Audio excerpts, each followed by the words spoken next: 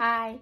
Тэгэхээр өнөөдрийн бичлэгээр би юуны талаар ярих вэ гэхээр сүүлийн үед нэлээд алдартай болоод байгаа Substance гэдэг киноны талаар үзээд төрсэн сэтгэлдээ ярихаас гадна ер нь бол би яагаад энэ бичлэгийг хийхээр болсон, яагаад Substance-ийн талаар бичлэг хий гэж бодсон бэ гэхээр уул нь бол би энгийн үед кинонуудаа бичвэр болгоод тэгээд ер нь бол влогт оруулдаг байхгүй нэг жижигхэн влогт. Тэгээд яагаад бит яг бүр бичлэг хийхээр шийдсэн бэ гэхээр ерөнхийдөө жоохон уур хүрсэн гэх юм уу? Pissed off. Тэгээд яагаад гэвэл манайхан донд нэлээд алдартай киноны сэтгэл бичдэг нэг хүн байдیں۔ Тэр хүн маань ингээд энэ жил Оскарын шилдэг кинонд нэр дэвшигсэн бүтээлүүдийг ерөнхийдөө бичсэн бас байхгүй. Тэгээд би тэр хүний яг энэ киноны талаарх сэтгэлдлийг нь уншаад тэгээд жоохон уур хүрсэн гэх юм уу? Одоо би та хэдэд уншиж өгье. Нилээн алдартай хүн гэдэг би нэрийг нэг дурсаад яах юм бэ? Хүний муу үзэж байгаа ш. За. Энэ хүн таалагдсан хэсэг гэдэг дээр нь бол ингэж хэлсэн маа. Зураг авалт хурц, өрнөлөгчмтэй үйл явдлын хэмнэл сайн. Нэгэн цагт Холливуудын сайхан бүсгүүчүүдийн нэг явсан Деми Мурийн хүнд ч хэрэггүй хөгшин дүр бас нүцгэн сценүүдтэй зоримог жүжиглэлт хөндлөө штэ. За.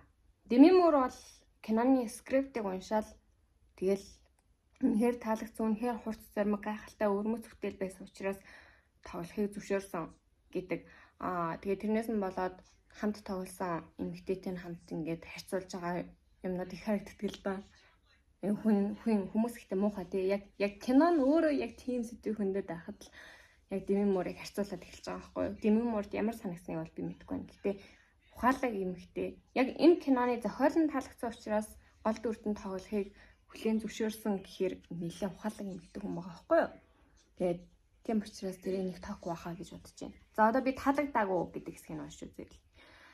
Black Mirror-ийн ядруухан бас хит урт анги гэмээр. Шоу бизнес эмэгтэй хүнд харгас шүү. Залуухан царайлаг биш бол and гэх байдаг л агуулгыг маш урт 2.5 цагийн үргэлжлэх хугацаагаар илэрхийлнэ. Зарцуулсан энэ хугацаатайгаа харьцуулахад ашигт агуулгын багтаамж бага. Үйл явдал булан шахагдсанаас болж төгсгөл нь ерөнхий үйл явдалтайгаа харьцуулахад илгийн. Тэгээд найруулагч Coralie Parget, Franz эмэгтэй 40, Rotten Tomatoes дээр оноо нь 90%, шүүмжлэгч нь 75%. Шүүмжлэгч нарын оноо нь 90%, үзэгч нарын оноо нь 75%. IMDb дээр 10-аас 7.3 оноо авсан. Letterboxd дээр 5-аас 3.8 оноо авсан. Нэлээд өндөр үнэлгээтэй. Энэ хүний үнэлгээ бол 5-аас 2 оноо. Энэ 5-аас 2 оноо авахар бүтээл бол байгаагүй. За. Одоо би яг энэ бичвэр үнэхээр яагаад таалагдаагүй вэ гэхээр юу ч гэмээр юм дээ. Black Mirror-ийн ядруухан бас хит урт анги гэмээр. За энэ өгүүлбэрийг алгасчих. Яагаад гэвэл би Black Mirror-ыг үзээгүй. Яг энэ өгүүлбэр яг хамгийн таалагдаагүй. Шоу бизнес эмэгтэй хүнд харгас шүү. Залуухан царайлаг биш бол and гэх байдаг л агуулгыг маш урт 2.5 цагийн үргэлжлэх хугацаагаар илэрхийлнэ. Юу ч гэмээр юм дээ. Юу ч гэмээр юм дээ. Юу ч гэмээр юм дээ. За тэгээд нэг хүн доор нэм комент хийсэн байгаа байхгүй юу? The Substance-ийн хувьд зүгээр нэг хөгшрөөд entertainment салбараас шахагдаж байгаа эмэгтэйдээ гол нь биш ээ. Гоо сайхны нийтлэг хэмжүүрийн асуудалтай ч гол нь биш хаа. Донтолтын тухай юм шиг санагдсан. Тэрнээс илүү аимшигтай агуулга гэж юу байх вэ? Яг үүндээ миний ганц үзсэн энэ кино л байж таарлаа гэж тэрэн дээр нь маш өнгөс дүгнэлт хийсэн юм шиг санагдав гэсэн комментээс ахгүй юу? Тэгээд чи энэ доор нь яг тэр хүн одоо энэ киног муулахын ч одоо хашаа энэ кинонд таалагдаагүй гэсэн сэтгэл бичсэн байгаа хүн маань яг миний яриад байгаа гол хүн маань ингэж хэлсэн байна. Хүний харах хүнцэг дүгнэлт өөр нь гарцаагүй. Миний хувьд entertainment-ийн салбарын үйл ажиллагаанд оролцож үеийн өнгөрч байгаа инфлюенсеруудын эрэлт үнэлэмж унах, дараагийн залуус нь тэднийг шахаж гарч ирэх үйл явц, үүнд нь сошиалын медиагийн метрик тооцооллуудын нөлөө гэх мэт асуудалтай ойртол тэр өнцөг нь яалтчгүй голчилж туссан гэж бичсэн байсан. Гэтэ энэ киноноос яг энэ өнцгийг нь олж харж байгаа бол үнэхээр өрөвдөлтөй харах өнцгтэй хүн юм а гэж хэлмээр байна. Энэ хүний тэр киног харсан дуран ч юм уу тий. амар өрөвдөлтэй байгааз бүр ингээд би бүр энийг уншаад бүр ингээд огшоод за бүр юмэр санагдсан. Яа жоохон тайшраад. Гэтэ яагаад миний уур ингэж их хүрч байгаа вэ гэхээр яагаад гэвэл энэ хүнд энэ кино таалагдахгүй байх нь бол нэг өөр асуудал. Энэ хүн энэ кинонд өөрийнхөө л харах өнцгөр ерөнхийдөө бол өөрөө ч бичсэн байгаа шиг өөрийнхөө л харах өнцгөр ийм өнгөцхөн дүгнэлт хийгээд тэгээд тэрүүнийг ингээ ичигчгүй бичээд тэгээд маш олон хүнд нөлөөлдөг гэж тэрүүний хүмүүс ингээ нөлөөллийг аваад тэгээд энэ киног яг энэ хүний дурангаар маш олон хүн харна гэж боддоо. Энд чинь яг үндэ амар эмгэнэлтэй зүйл байхгүй юу? Уран бүтээлчдийн хувьд бол Достоевский хэлсэн байдаг шүү дээ. Муу шүүмжлэгчд бол муу зохиолчд ягаа муудаарс айгүй сайн нөгөө цуу болж чаддаг гэд тэгсэн байдаг шүү дээ. Яг гоо ингээд шүүмжлэгч нар бол үнэхээр хэрэгтэй. Гэтэ энэ хүн бол угаасаа би шүүмжлэгч биш гэдгээ хэлдэг. Зүгээр төрсөн сэтгэлдээ бичлээ гэж хэлдэг. Гэтэ энэ хүн нийгэмд үзүүлж байгаа нөлөө нэлээд том кино үзэгч Монголын кино салбарт нэлээд том нөлөө үзүүлдэг хүмүүсийн нэг гэж би хувьдаа боддог байхгүй юу? Тийм хүн жоохон хариуцлагатай байх хэрэгтэй. Харах өнцгөө жоохон тэлэх хэрэгтэй. Аливаа киноны яг утга санааг нь тэр найруулагч юу илэрхийлэхээ хүссэн гэдгээс гадна гэдгээр нь харах гэж хичээх хэрэгтэй. Яг зөвхөн өөрийнхөө дурангаар тэр киног хараад тэгээд ийм дэжгүй бүтээлт 5-2 оноо өгөөд тэгээд өөрийнхөө л харсан дурангаараа ийм өнгөцхөн дүгнэлт хийчихэд өөрийгөө өмөрөө сууж яана гэдэг чинь амар хувиа батсан юм баггүй юу? Одоо тэгээд энэ хүний биширдэг тэгээд энэ хүнтэй санал нийлдэг хүмүүс яг ийм чухал нийгмийн маш чухал асуудлыг хүндсэн бүтээлхийг яг ийм өнгөцөөрн дүгнээд энэ бол зүгээр entertainment салбарын кино, entertainment-ийн талаар л кино гэсэн нэг юм жижигхэн хайрцагт оруулаад тэгээд энэ кино ингээд үнэхээр яг хүнд гисэн агуулга нь яг нэмийн байдэн штэ ингээд усан санд ингээд нэг хүүхд өргөж байхад цаана нэг хүүхэд живжээдэг тэсч доор нөгөө юу ингээд аргаас болцсон усан сангийн яриад нэг юм байж байдаг. Яг ингээд энэ хүний хүнсэн санааны ингээд өргөж байгаа хүүхэд тэгээ наан ингээд хүмүүсийн харж байгаа бас нэг ингээд өнцөг байж болно. Тэр нь тэнд живж байгаа хүүхэд тэгээ үнэхээр яг киноны илэрхийлэх гэсэн санаа тэр доор ингээд живэд үлдчихэж байгаа байхгүй юу? Уран бүтээлтэй ийм ухаан аимшигтай харгасаар харьцаж болохгүй шүү дээ. Ялангуяа уран бүтээлтэй ойрхон байдаг түүний талаар бичдэг, бодлоод өгнөдөг хүний хувьд. Ер нь бол гэхдээ би яагаад ингэж амар уурлаад байгаагаа өөр ойлгохгүй. Би энэ хүнийг угасаар жоохон өнгөцхөн хүн гэж боддог байсан байхгүй юу? Яагаад гэвэл би дээр үед бас нөө Queen's Gambit билүү? Тэрүүний талаар бичсэн бичвэрийг уншаад ингээ гол дүрийн эмэгтэй нь ингээд энэ талбарт ерөөсөө өөрийгөө дайшлахгүй байгаа нэг тийм уйтгартай үйл явдал гэсэн юм чицсэн байхгүй юу? Шатар дээр ямар дайчлал харах гээд байгаа юм бэ? Тийм үстэй. Шатар яг ямар дайчлал хэрэгтэй юм? Тэр хүн яах юм ингээд орилоод уйлаад хүүх хэвтэй юм уу? Заачлаа. Шатар дээр яг ямаараа тийм нэг юм харамаар байгаа юм бэ? Динамик харамаар байгаа юм би мэдгүй. Тэгэл за. Ер нь бол угаасаа нэлээд өнгөцхөн гэж би боддог л доо. Гэтэ яг тэрийг мэдсээр яагаад substance-ийг бичсэн бичвэрд амар уурлаад байгаа ойлгохгүй нөө. Яг энэ ууралтай холбоотойгоор би яг ийм юм бодсон байхгүй. Тэр нь юу байсан бэ гэхээр магадгүй одооноос 2 жилийн өмнө би феминистүүдийн ингээд дуу хоолойгоо хүргэж байгаа арга барил юм уу тий. Хүний эрхийн активистуудын дуу хоолойгоо хүргэж байгаа нэг тийм үзэмжгүй байгаа учраас хүмүүс чиний хэлэх гээд байгаа юмны гол юмны утга санааг чинь ойлгохгүй байгаа юм шүү дээ гэж боддог байсан байхгүй юу? Яг юм гоо зүйгүй зүгээр л юм хэрэгсэн орилон шигээр өөрийнхөө санааг хүргээд байгаа чинь ингээд болохгүй байгаа юм шүү дээ гэсэн нэг тийм балан боддог байсан байхгүй юу? Ер нь ингээл хараад байхад нэг юм хэрэгсэн байдаг гэсэн шүү дээ. Ингээл нэг юм ууртай тэнгууд нөгөө талаас нь аргумент гаргаж байгаа хүмүүс нь амар тайван хүүтэн хүндий им practical нэг юм юу гэдэг шүү дээ. Нэг юм яг л костюм бичигтэй халзан ямар нэгэн хүн лөө ингээд юу ч хүлээж авахаас өнгөрсөн хүн лөө харилж байгаа юм шиг нөгөө хүмүүс нь тэгээд ингээд баг багаар аливаа мэдрэмжүүдийг илүү их мэдрээд тэгээд аливаа зүйлсийг илүү их туулаад бас ингээд кино минь үзээд эхэлснээс хойш тэгээд тэрнээс гадна эргэн тойрны зарим нэг хүмүүс маань айгүй их нөлөөсөн л дөө яг юм би яг тийм хүнтэй ингээд хамт байж үзсэн баггүй юу? Хамт байж үзсэн ч гэж одоо ч гэсэн байгаа л та. Ингээд хилээд байгаа үгийг ерөөсөө хүлээж авахгүй ингээд яаж ч хэлж ойлгуулад хүлээж авахгүй байх үед ингээд угаасаа цаанаасаа ингээд огшоод цаанаасаа ингээд цохоод амаар цаанаасаа ингээд үсэрмээр орилмоор тэгцмээр ингээд хамаг байдлаараа хамаг чангаараа орилоод чи ингээд намайг ойлгохгүй байна гэмээр санагддсан байлээ. Тэгээд тэр бол ингээд амьсгалтай мэдрэмж ахгүй юу? Бүр амьсгалж чадахгүй болтлоо бачимдах юм тэр мэдрэмж. Тэгээд энэ олон зуун жилийн турш амьсгалж чадахгүй болтлоо бачимдаж амьсгалж чадахгүй болтлоо дарлуулж исэн эмэгтэйчүүд альсэл одоо бэлгийн цөөнхүүд ч юм уу тэдгээр хүмүүс үнэхээр ингээд орилж бачимдахаас өөр яах юм бэ тийм үстэй. Яг би тэрийг ойлгоод тэгээ би өөрөө тэр муухай хөдөө хөндий хүмүүсийн хэнийг байсан юм байна гэдгийг ойлгосон. Тэгээд тэр хийрхэл бол зүгээр нэг юм гоо үзэмжгүй хийрхэл биш байсан байлээ. Тэр хийрхэл бол ингээд цөхрөлийн хашгиран байсан байлээ. Тэр хийрхэл бол хинч намайг ойлгохгүй байна. Намайг ойлгоод өгөөч гуужин гэсэн яг тийм хашгиран байсан байлээ гэдэг би ерөнхийдөө ойлгосон.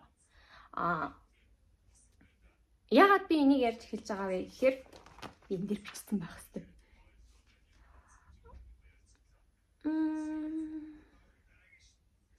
Ерөнхийдөө би ингээд яг одоо миний өнөөдрийн бичлэгийн гол ярианы сэдв болсон тэр киноны бичдэг хүн биш үү? Тэр хүн яг ингээд ийм бүтээлийг ойлгоогүй байгаад нь би бүр яг ингээд бачимдаж хүч гээд байгаа байхгүй ингээд чи ингээд ойлгоод өгөөч бүр ингээд яагаад ингээд зүгээр л ингээд нүдийн ингээд хаачаад байгаа юм бэ? Ингээд зүгээр л яагаад өөрийнхөө харсан тэр өнцгөө зүгээ бодчиход байгаа юм бэ?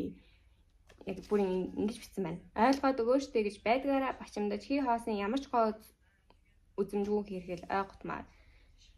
Ингэж бичсэн байна. Ийм дүгнэлтийг нь уншаад ямар их гутарснаа үгээр илэрхийлнэ гэвэл өнөөл хий хоосон хэрхэл болж хуурах гээд болдоггүй. Ойлгоод өгөөчтэй гэж байдгаараа бачимдах хий хоосон ямар ч гоо үзэмжгүй хэрхэл ойготмаар. Одоо ингэ миний яриа сууж байгаа юм чи тэр ер нь бол нэг тийм огтмар штэ хинээ хүн ингээ муулаа сууж гин тэр хүн лөө ингээ өөрийнхөө үзэл бодлыг хитрхи тулах гээд байгаа юм шиг тий. Гэтэ ингээд ойлгоогүйд нь уур хүрээд байгаа байхгүй юу? Үнэхээр уур хүрээд байна. Тэгээд би өөрөө substance-ыг ингээд амар гоёор ойлгосон юм уу гэвэл үгүй штэ. Яг тэр бас миний ойлголт байж магадгүй. Гэтэ арайч бүр тийм өнгөцөөр ойлгоно гэдэг ч юм уу. Тийм өнгөцөөр ойлгочоо тэрийгэ зөвтгөө сууж яана гэдэг. Тийм өнгөцөөр тэр киног дүгнэнэ гэдэг чинь ингээд баггүй юу бүр ингээд. За тэгвэл би substances юу мэдэрсэн ойлголт биш. Юу мэдэрснээ хэлье. Мэдэрсэн мэдрэмж байна. Энэ бол яг зүгээр нэг трейлер тэгээ энэ хүний хэлснээр хар хошиг нь бол трейлер жанрын кино биш байхгүй юу? Энэ яг жанрыг харах юм бол body horror төрлийн жанртай кино байхгүй юу? Яагаад гэвэл энэ бол үнэхээр ухаалаг шийдлээсэн. Яагаад гэвэл Demi Moore-ийн тоглосон Elizabeth Sparkle гэдэг гол дүр маань хэрвээ substance-ыг тарсны дараа зүгээр л гадаа төрх нь өөрчлөгдөөд арай өөр дүр төрхтэй болсон бол яг уу тэр ингээд дүр төрх нь өөрийнх нь юм шигээр мэдрэгдэж болно. За тэрнээс хоошоо ингээ байнга тэрвэрээ байхыг хүссэн бол тэр бол шунал болж таарж байгаа байхгүй юу? Ингээд яг тэрнтэй тиймэрхүү агуулгыг хүнсэн зөндөө олон кино байдаг шүү дээ. Бас богино киноч гэсэн зөндөө их байдаг. Миний сүүлд үзсэн яг нэг маск гэдэг богино кино гэдэг юм ингээ амар их батхтай амигтэй маск тавьсан чинь батх нь ингээ багсаад лээсэн. Тэнгүүт ингээл дахин нөгөө маска тавиулсан. Хамгийн сүүлийн маска тавьсан чинь нөгөө маск нүрнээс нь хуулархаа болцсон.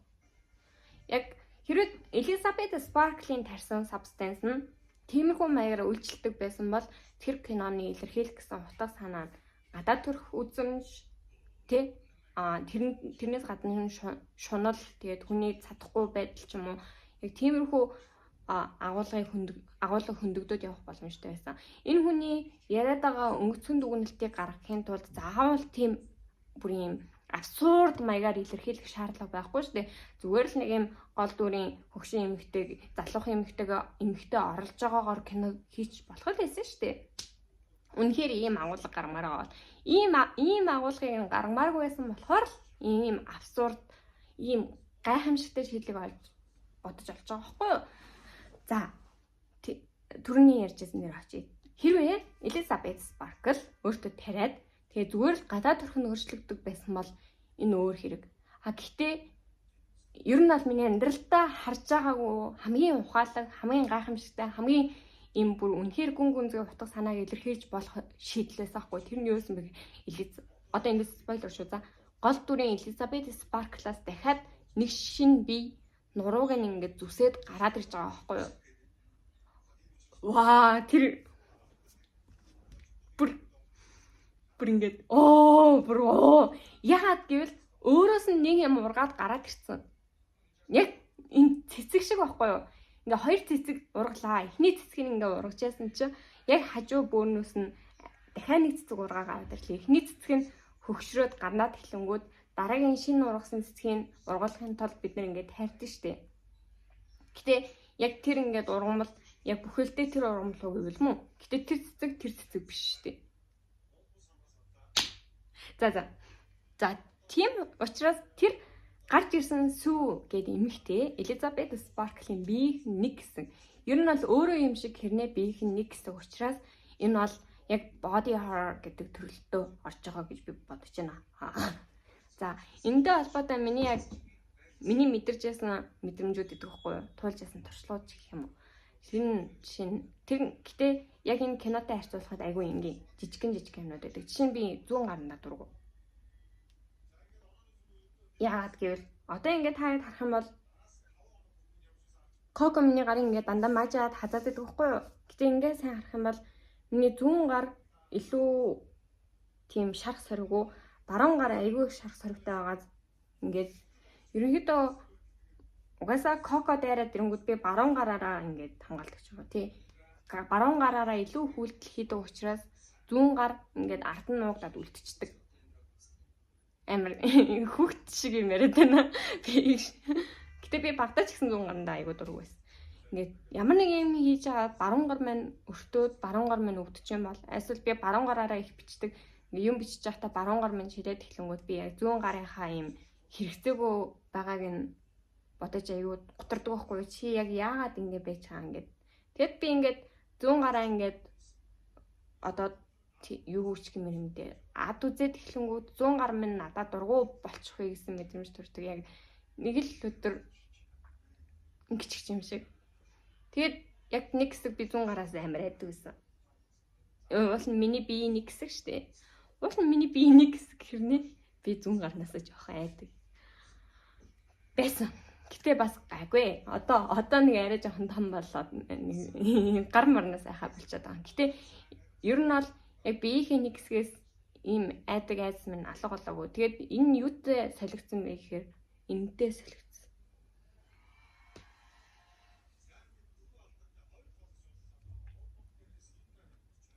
Энэтэй. Ер нь бол ингээд миний үхсийг харсан хүн болгон ямар гоё урт төстэй юм бэ гэж хэлдэг байхгүй юу.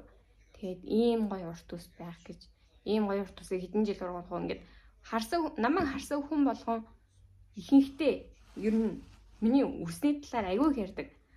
Тэгээ манай найз залуу хүртэл ярьчихсан байхгүй юу. Тэр үг гэтээ миний сэтгэлд хамгийн хүнд туссан өгнөд. Хүнд биш. Юм муухайгаар биш юм шиг гэрнэ ингээд сэтгэлд хамгийн гүн лав сууж өгсөн өгнүүдийн ханыг байхгүй юу. Мэдээж угаасаа л хайртай хүнээс минь сонссон үг штэ. Тэрний үед би үсээ тайрчтай юм уу гэсэн чинь миний хайр үсээ тайрч юм бол чи бараг юучгүй болно шүү. Чи хөөрхөн байха болно шүү. Чи хөөрхөн гэж харагдахгүй шүү гэж хэлж ирсэн. Нэг тиймэрхүү утгатай. Тэгээд яг тиймэрхүү үг сонссон. Тэгээд эргэн тойрны минь хүмүүс эргэн тойрны ерөн шин танилцж байгаа хүмүүс ингээл миний үсийг харна. Яг хамгийн анх миний үсийг л хардаг. танихгүй хүн хүртэл миний үсийг хардаг. Танихгүй хүн хүртэл миний үсийг магтдаг. Би яг амар баярлдаг л да. Гэтэ ингээд сүл рүүгээ яг надаас харж болох цорын ганц зүйл миний үс юм шиг мэдрэмж төрдөг болсон сахгүй. Тэг би үсээ ингээд тайрлаа гэж бодоход би нэрнгээсээ үнэхээр хөөрхөн биш болчих юм шиг. Нэрнгээсээ хинч над руу харахгүй юм шиг. Нэрнгээсээ би ингээд ямар ч үн цэнэгүй болох юм шиг тийм мэдрэмж төрж ирсэн. Ер нь одоо ч төрдөг. Тэгээ тийм учраас би үсээ тайруулахаас айдаг гэх юм уу. Ингээд ер нь бол миний нэг obsession маяг юм болсон. Яг донтолт, шунал ч юм уу тийм маяг юм болсон. Ингээд цаашаа ургаал байх хэрэгтэй юм шиг. Ингээд жоохон тайрч юм бол ингээд гоё байхаа болчих юм шиг. Бүр мөсөн тайраа хийчих юм бол би хөөрхөн байхаа болчих юм шиг. Энэ бүр ингээд урт ургаж явах хэрэгтэй юм шиг. Тэгжээж би ингээд үн цэнтэй болох юм шиг тийм мэдрэмж төрж эхэлсэн. Тэгээ яаж яах нэг Жүнжи Итогийн нэг балаг кино байдаг шүү дээ. Нөгөө найз залуу нь үсээ битээ тариараа гэж хэлсэн чинь нөгөөх нь үсээ ургуулсан чинь салсныхаа дараа үсээ тариа гэж чинь нөгөө үс нь аим ороод тэгээд нөгөө тархичээс эзний халаад дараа нь найз залууг нь алчдээ шүү дээ. Тэр нэг балай аним байна баг яаж яах. Тэгээд ингээд одоо би ингээд миний үс бүр ингээд амар лайтай за. Бүр үнэхээр лайтай. Бүр ингээд сүлжсэн байхад хүртэл лайтай. Би ингээд 0 ороод би засахтаа ингээд хош ингээ угаасаа унжаад ингээд бараг суултуур руу орох гэдэг. Тийм болохоор би ингээд 0 орох болгондоо ингээд ингэж хаад ч юм уу эсвэл ингэж барьж хагаад 0 ордог заяа. Ямар нэг юм дээр суунгууд би үсэн дээрээ суучдаг заяа. Тэгээд ямар нэг ингээл газар суугаад гараараа тулаа босх гингүүд би үсэн дээрээ дарчдаг. Тэгээд ингээл жоохон тонгох үт миний үс шалаар шүргчдэг. Тэгээ амар завгаан заа. Тэгээд ийм ядаргаатай юмнуудыг туулаад байгаа. Тэгээ манай ажлынхан үсээ тайраачтэй гээл тэгдэм. Тайрчвал гоё болох байх таа гэ. Гэтэ тэр хүмүүс угаас ойлгохгүй байхын жаргагүй л дээ хөрхий. Угаасаа наа чи юм биш. Тэгээд цаана яг энэ миний үстэйгээ холбогдсон холбоо юм. Яг миний төсөөлж яснаас нарийн комплекс амар юм заваа юм баггүй. Би үсээ тарьч юм бол уйлна, бахардаж унана. Миний үс байхгүй болчвол би яг ингээ өөрийгөө юу бооч хоёроос мэддэггүй. Яг миний хувьд маш нэндан утга учиртай юм болоод хуурсан. Энэ байхгүй бол би өөрийгөө төсөөлж чадахгүй. Гэтэ энэ байгаа надаа ингээд амар их тэр болдог. Тэгээд энэ байхгүй болчих юм бол би үн цэнэгүй юм шиг мэдрэгдэх учраас заримдаа би жоохон үзий яддаг заяа. Уучлаарай гэж. Тэгээд тайрч чаддгүй ингээ ургуулаагаад байдаг. Гэтэ үнэхээр ядаргаатай байдаг. Тэгээд тайрыг гэж бодох юм бол нэрнгээсээ миний хоолойг боогод алчих юм шиг мэдрэмж төрөөд байдаг. Бас заримдаа. Ингээд энэ ингээ амь орсон юм шиг миний ард агцнаас нэг юм ингээ зүгдээ яваад байгаа юм шиг. Ингээд тэгээд тэр нь гэхдээ намайг юм гоё харагдуулдаг юм шиг. Тэрл байхгүй бол би хизээж гоё харагдахгүй юм шиг. Тийм гонигтай мэдрэмж төрдөг байхгүй юу? Миний өстэй холбоотой мэдрэмж. За, яг би биеийнхээ нэг хэсгээс яг ингэж айдаг. Яг ингэж айдаггүй хүн бол ойлгохгүй л дээ. Яг ингэж айдаггүй хүн миний өстэйгээ холбогдсон нарийн мэдрэмжийг ч ойлгохгүй, сабстансыг ч ойлгохгүй. Элизабет Спаркл нэг залуутай болцоонд явах гээд тэгээ нүрэ будаад үнэхээр хөөрхөн болоод гарах гэдیں۔ Тэг гарахсан чинь хальт нөгөө сүүгийн царайг харчдаг байхгүй юу? Үзэсгэлэнтэй. Ингээд булбрайхан. Тэгээд сүү байхгүй бол би юм үнцэнгүй. Яг энэ бит хоёр яг тусдаа хоёр өөр юм шиг. Уул нь миний биеийн нэг хэсэг штэ. Сүүч гэсэн Элизабет Спарклийн нэг хэсэг. Ер нь бол тэр хоёр нэг штэ. Тийм байжж сүү байхгүй бол үнцэнгүй юм шиг мэдрэмж төрнө. Тэгээ яагаад би энэ байхгүй энэ байжж би үнцэнтэй гэж мэдрэмжийг авах ёстой гэд нөгөөхдөө уурлна. Нөгөөхөө үзэн ядна. Тэгээд тэрийг үзэн ядж байгаа өөртөө гутрна. Тэгээд тэргүүгээр үнцэнгүй мэдэрч байгаа өөртөө гутрна. Тэгээд би нөгөө нэг залуудаа болооны явах гээд нүрээ ингээд будаал арилгаал гарах гээл гарч чадахгүй тэнэлзэл. Тэр мэдрэмж нь тэр хэсгийг хараад ингээл гол харлаа. Яг миний үс бол нэг тийм чухал бүр амар тийм гүн тэр Сүү Элизабет хоёрын шиг тийм ноцтой биш шүү дээ. Гэтэл ингээд энэ яг зүгээр ийм жижигхэн юм дээр хүртэл ийм муухай мэдрэмж төрж болдог байхад Элизабет Спарклийн тэр үед төрсэн мэдрэмжүүдийн таг төсөөлөд үстэй амар өртмөр байгаа.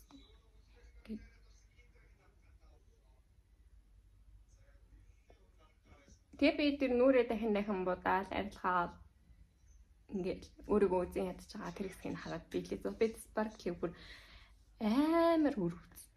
Үнэхээр өрөвдсөн. Тэгээд тэглэг би сүүг үзэн ядаж чадахгүй шүү дээ. Яагаад гэвэл тэр хоёр нэг хүн.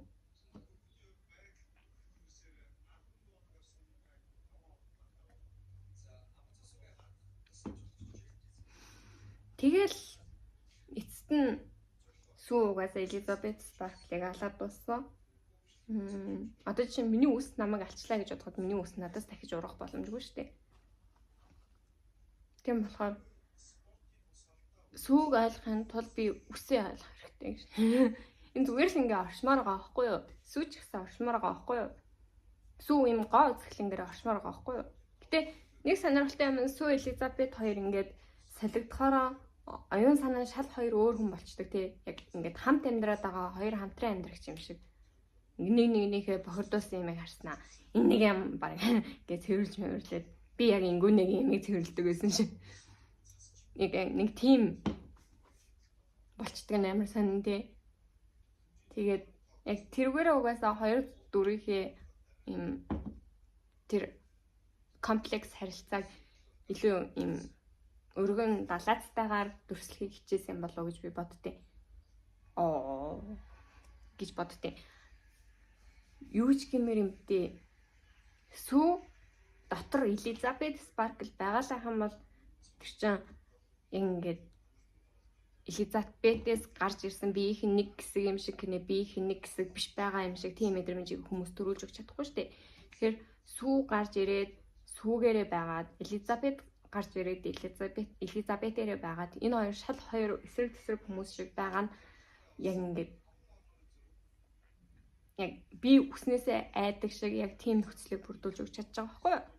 Тэгэл эцэст нь нэг алаад болсон. Гэтэ Элизабетгүйгээр Сүү угаасаа амьдарч чадахгүй гэдгийг мэдчихсэн. Тэгсээр нэ алаа ичдэг тий. Бас сонирхолтой шүү. Энэ ч гэсэн намайг ингээ алаа ижүүл чи амьдарч чадахгүй шүү. Тэс тоглосон. Тэгээд хамгийн сүүлд Сүү өөрөөсөө гарах гэж оролцсон. Тэгээд тэр нь Элизабет ч байсан, Сүү ч байсан. Тэгээд хичнээн Элизабетийн бие үгсэн ч гэсэн Сүү амьд байдаг. Сүү дотор Элизабет амьд байсан. Тэгээд тэр нь хамгийн сүүлд ингээд гарч ирсэн мангасаар илэрсэн. Тэр хамгийн сүүлийн гарч ирсэн мангас бас айгүй хоржоонтой дүр гарч ирсэн тий.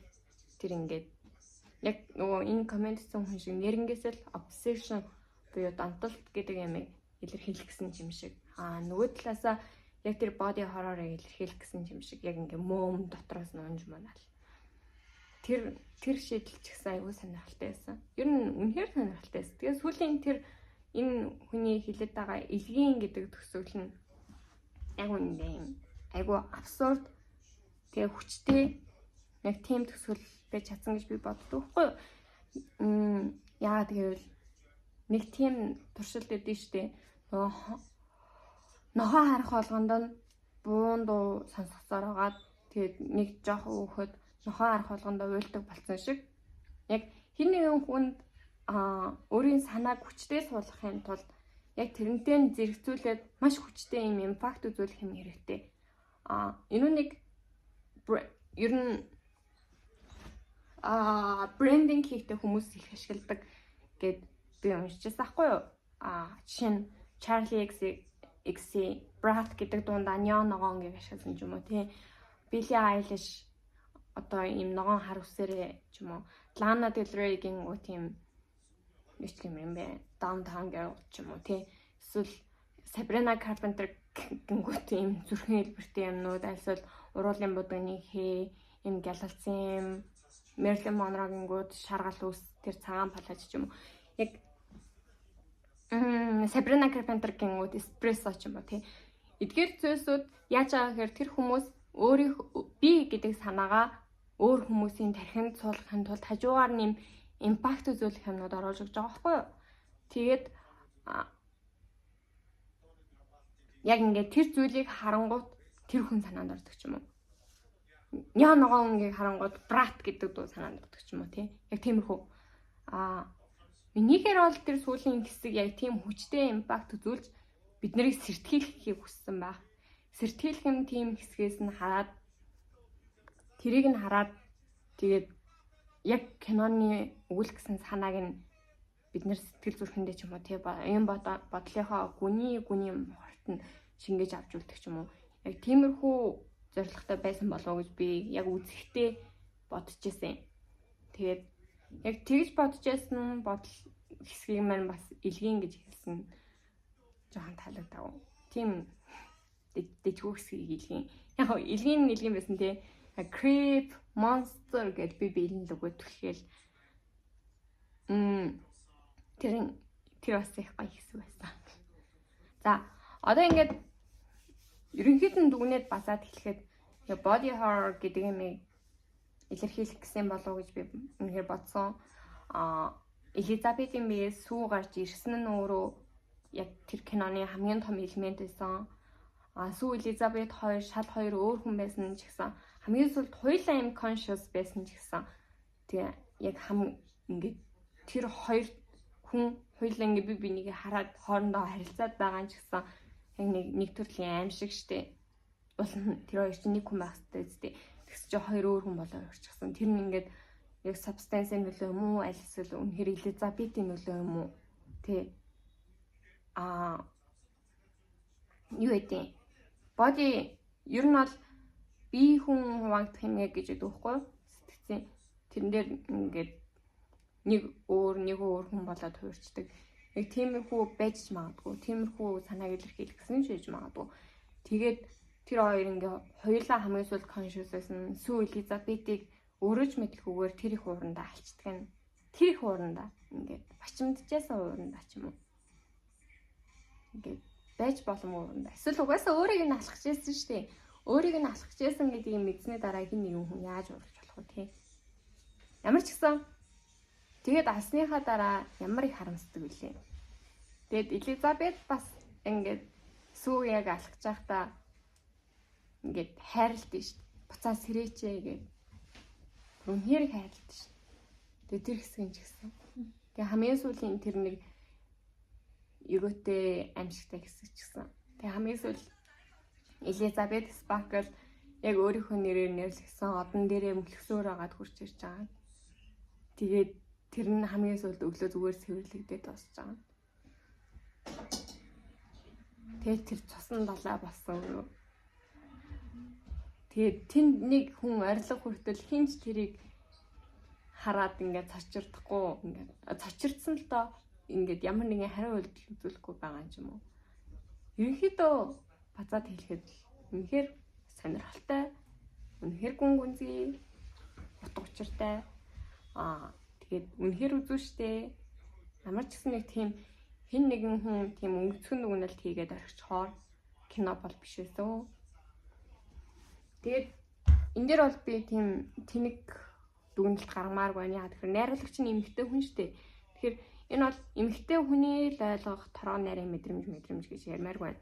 Гэтэ үнэхээр эмэгтэй хүний л илэрхийлж чадах санаа гэж байдаг.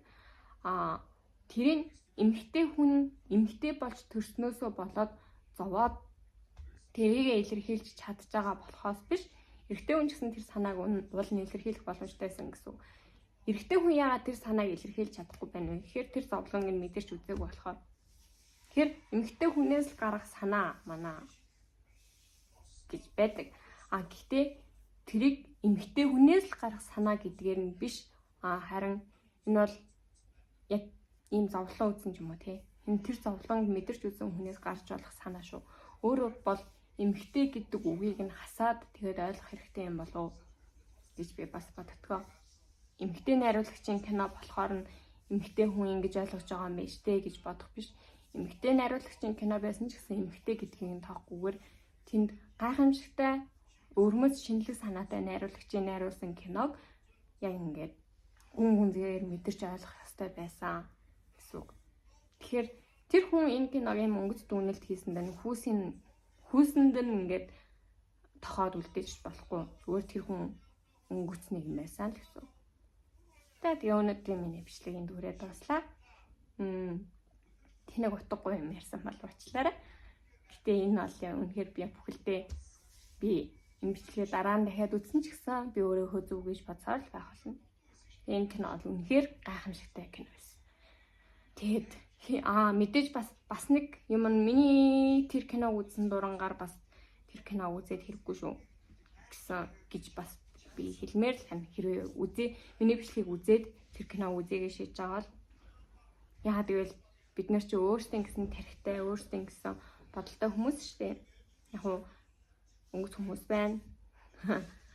Тэгээд тийм хүмүүсийн нөлөөнд автахгүйгээр яг зүгээр нь өөрийнхөө мэдэрч байгаагаар гэтээ илүү гүн үзэхээр яг тэгж хардаг болохын тулд илүү үзэгчийн хувьд боловсроод ч юм уу тий. Тэгэд үзээсэй л гэж хүсэж байна да. Тэгээд өнөөдрийн бичлэгийн нүрээ тасч байна. Дараагийн бичлэгээр уулзцгаая баяр таа.